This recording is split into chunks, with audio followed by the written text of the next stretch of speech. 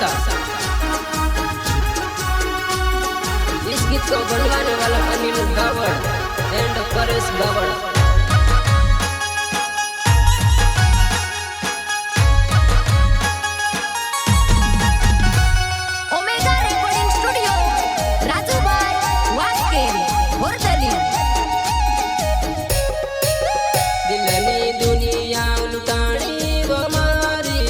कसी बोली वो मारो प्यार ओ बेवफा, कसी छोड़ियो मारो साथ।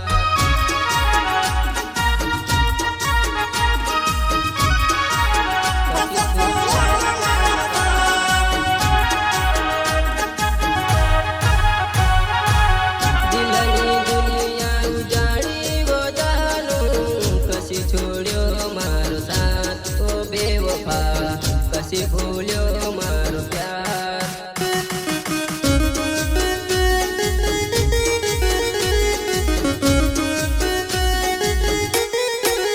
कोई ना भोर से छोड़ी गए वो जानू मारी, एकलो तू छोड़ गई वो जानू मारी, एकलो तू छोड़ गई।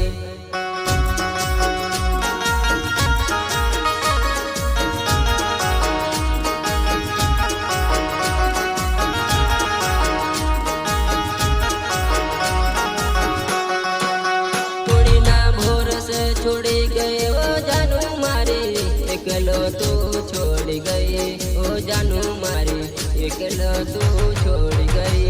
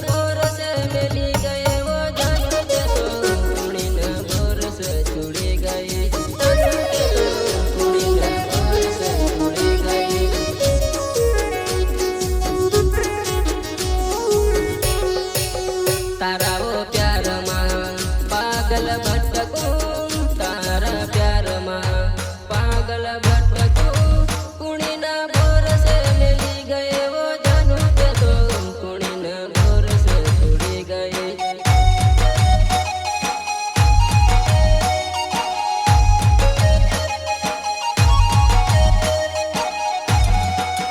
मारा वो दिलनु टुकड़ा करी, मारा वो दिलनु टुकड़ा करीन जाती वरई तू, तारा वो गोरस पड़्यो मी वो जानू मारी, तारा वो गोरस पड़्यो मी।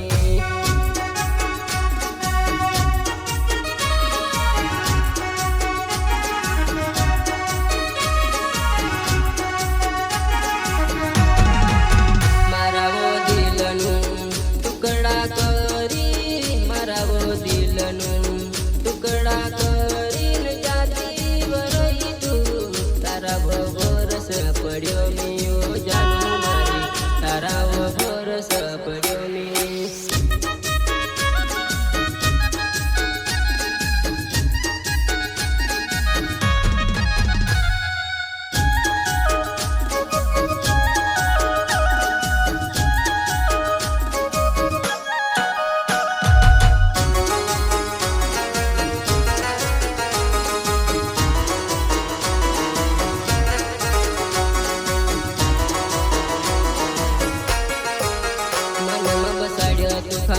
दिलमा बसाड्यो मनमा बसाड्यो तुका, दिलमा बसाड्यो कुणी ना भोर से मिली गए वो जानू मारी, कुणी ना भोर से छुड़ी गई।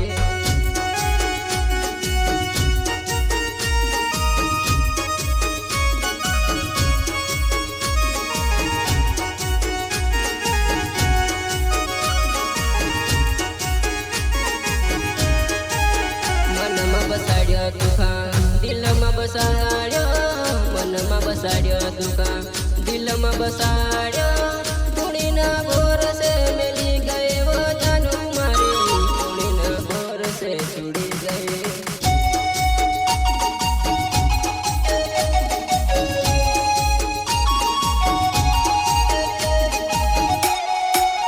અનિલ કહીને તું પછલે પડી તું અનિલ કહીને પછલે પડી તું